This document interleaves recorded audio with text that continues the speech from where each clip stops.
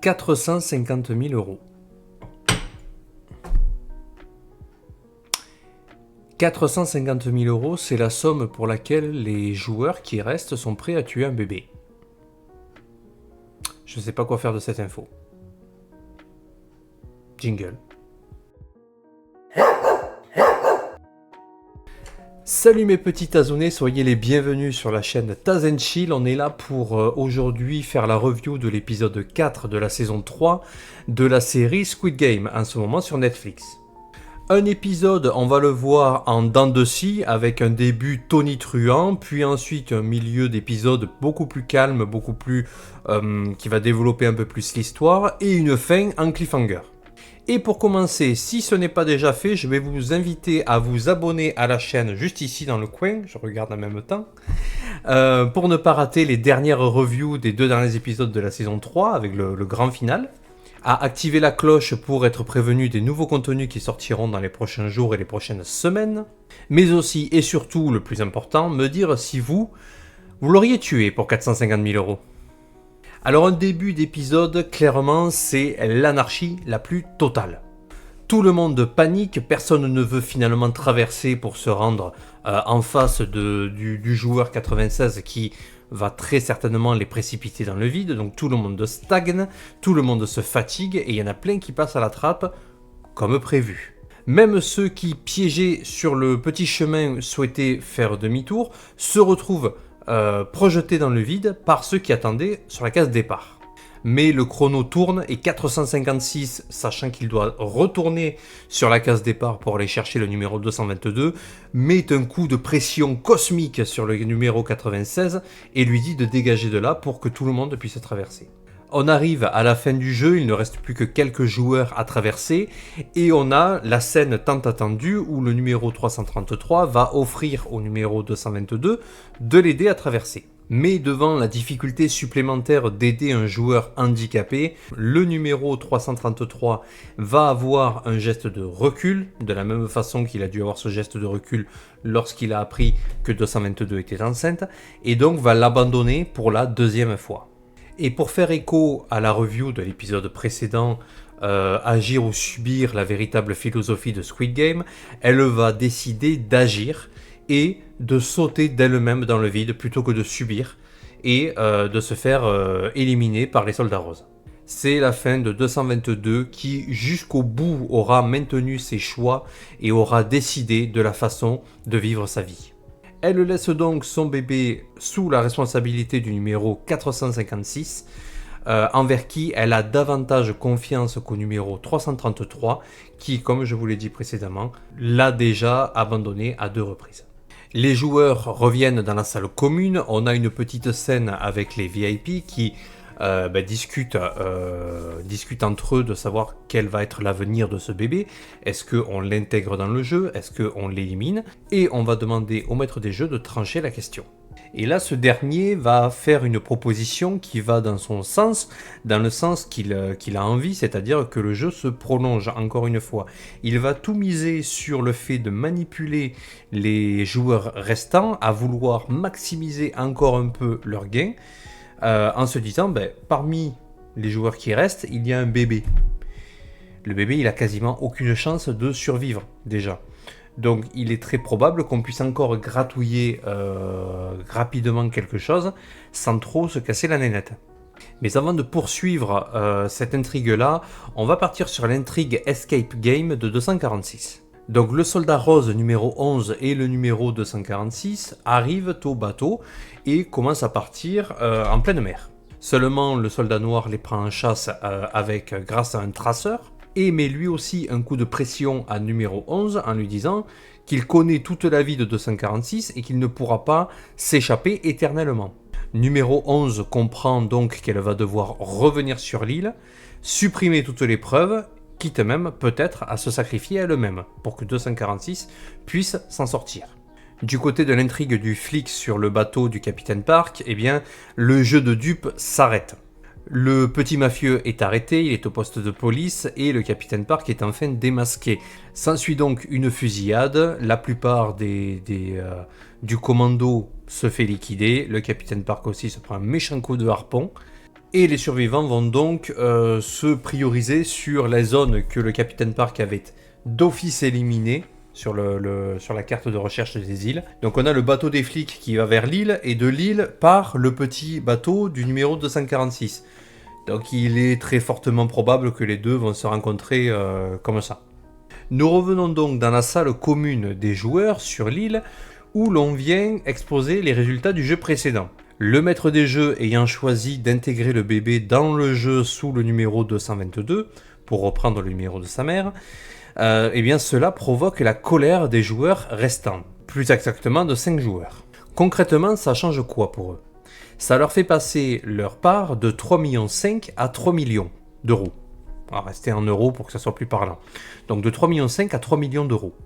C'est peanuts. La différence, c'est rien du tout. D'accord? Ils auraient très bien pu arrêter. D'ailleurs, il y a 2 joueurs qui se le disent. Même avec 3 millions, ça couvre largement la dette qu'on a et on a de quoi voir venir. Mais le simple fait de comprendre que le bébé leur enlève une petite partie de bénéfices en plus, ça ils ne l'acceptent pas parce que l'appât du gain est plus fort. Les joueurs perdent donc la raison et sont prêts à en venir aux mains pour tuer un bébé et récupérer 500 000 euros. Les soldats roses ramènent le calme pour garantir la paix à l'intérieur de la salle commune. Et on va avoir donc le repas de fin de jeu. On a d'ailleurs pour le bébé le petit biberon dans la boîte avec le chauffe biberon, ça c'était classe. Ça permettait un peu de dédramatiser un petit peu le moment solennel. Et comme le veut la coutume entre 2 jeux, eh bien on va passer au vote. Alors on l'a vu, on le sentait, il y avait une majorité de joueurs qui auraient aimé s'arrêter, qui auraient pu s'arrêter. Mais le maître des jeux va avoir cette idée-là de les manipuler en leur laissant penser qu'ils auront une chance supplémentaire de survivre lors du dernier jeu. Et cette petite manipulation va tout changer finalement. Parce qu'on est bien d'accord que s'ils n'avaient pas donné cet indice fallacieux qui n'est pas en soi la règle du jeu, du prochain jeu, c'est juste un indice, c'est quelque chose qui va se passer dans le prochain jeu, mais on ignore quel est le jeu.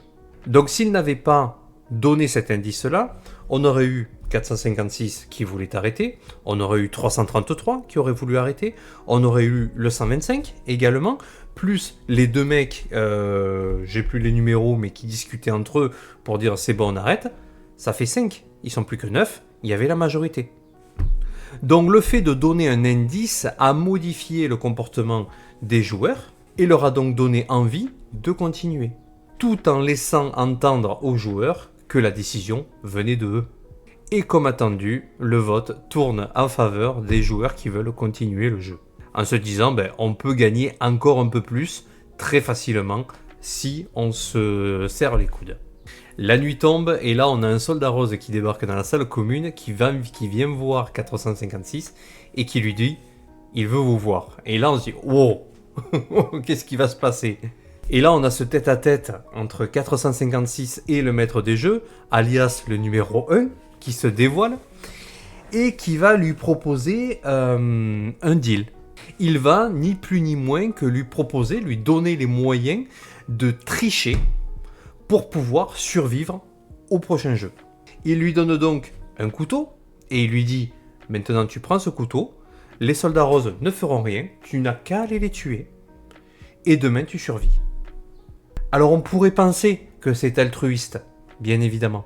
Mais si le maître des jeux était véritablement altruiste et du côté de 456, jamais il n'aurait donné l'indice aux joueurs, les faisant changer d'avis pour pouvoir continuer les jeux.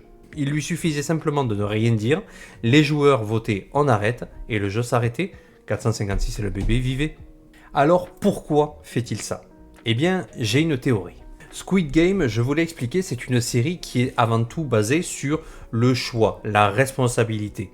Mais c'est aussi et surtout une série qui est basée sur la morale et l'éthique. Et dans ce contexte, je me dois de vous parler en préambule de Jeremy Bentham, qui est considéré comme étant avec Stuart Mill, je sais plus, je me souviens plus, je regarderai, comme étant le père fondateur de ce que l'on appelle l'utilitarisme. L'utilitarisme, qu'est-ce que c'est ? Eh bien, l'utilitarisme, c'est un mode de pensée qui vise à maximiser le bien-être collectif, pour vulgariser. C'est-à-dire, c'est faire des choix qui vont entraîner la meilleure des solutions bénéfiques pour un collectif. Mais c'est aussi et surtout, bien souvent, prendre la moins pire des solutions. Un exemple, et dans une minute, vous allez dire « Oh my God !» Voilà, je vous ai sorti le cas concret, le cas le plus typique d'utilitarisme, d'étude de pensée utilitariste que l'on propose en fait pour déterminer le degré d'utilitarisme d'une personne. On prend souvent une situation initiale avec des hypothèses les plus basiques et puis on va ajouter des petites variables pour voir jusqu'à quel point vous persistez dans votre décision initiale.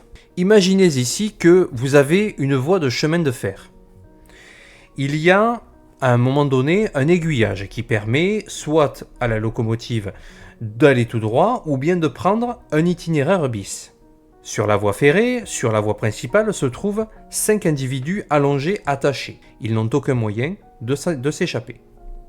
Sur l'itinéraire bis, il y a une seule personne allongée. La locomotive arrive à pleine vitesse et rien ne peut l'arrêter. Vous êtes au niveau de l'aiguillage. Vous n'avez que 2 solutions. Ou bien vous laissez la locomotive continuer tout droit, ou bien vous l'aiguillez pour aller sur l'itinéraire bis. Bien évidemment, les choix qui vous sont proposés, c'est ou bien vous ne faites rien et vous laissez 5 personnes mourir, ou bien vous actionnez le levier, la locomotive prend l'itinéraire bis et tue une personne. Que faites-vous ? Selon les études, la majorité des personnes ont répondu « j'actionne le levier et je laisse la locomotive partir sur l'itinéraire bis, de façon à ne tuer qu'une seule personne ». Je vous passe la majorité des variables qui peuvent être analysées dans ce cas-là, juste pour en sélectionner une seule qui se situe un petit peu plus tard pour voir si vous actionnez toujours le levier pour n'en tuer qu'une seule et en sauver 5. Même cas de figure, une personne itinéraire bis, 5 personnes voie principale. Seulement, la personne sur l'itinéraire bis, c'est votre mère. Que faites-vous ? Eh bien, déterminer le degré d'utilitarisme d'une personne, c'est exactement la faire suivre ce genre de cheminement de pensée. Lui donner plusieurs cas de figure pour voir jusqu'où est-ce que cette personne est prête à aller et jusqu'à quel point elle préférera maximiser l'intérêt collectif. Et là, je vais vous dire, l'épisode, il commence par quoi ? Par une gare, avec des rails. Et il se finit par quoi ? Par une expérience d'utilitarisme. C'est une mise en abîme. Littéralement. On va mettre des rails sur des rails physiques sur les rails de l'utilitarisme. C'est magnifique, c'est une mise en abîme géniale. En d'autres termes, le maître des jeux est en train de tester le numéro 456 pour voir jusqu'à quel point il va rester utilitariste. Si tu es tant utilitariste que ça, 456, maintenant que tu vois qu'il y a 6 personnes contre toi et toi ton groupe vous n'êtes plus que 3, que vas-tu préférer ? Est-ce que tu vas préférer maximiser et laisser les 6 en vie quitte à te sacrifier ? Ou bien vas-tu prendre ce poignard et aller en tuer 6 ? D'autant plus que, de notre point de vue, nous serions 456. Nous n'aurions aucune raison de ne pas prendre ce poignard et de nous en servir. Nous avons le moyen, nous avons le mobile. 456 a déjà tué, il a déjà franchi la ligne rouge à 2 reprises. Il a tué le numéro 388, alors certes pour passer un niveau supplémentaire, mais il a également tué dans le jeu précédent le numéro 96 en le faisant basculer, même si c'était pour sauver la vie du numéro 222. Mais tuer, il l'a déjà fait. Il l'a déjà fait une fois, il l'a déjà fait 2 fois. Il a créé un précédent. Donc à partir du moment où tu crées un précédent, il est beaucoup plus simple de continuer dans cette voie.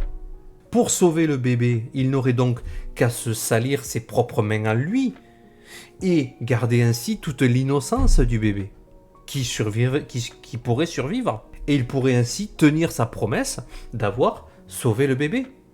Rien de plus simple. Parce que c'est ça, en fait, maintenant, la question qu'il doit se poser. Doit-il tuer ? ou très probablement se faire tuer et porter la responsabilité de la mort d'un bébé, de la mort d'un innocent. Il vient de naître.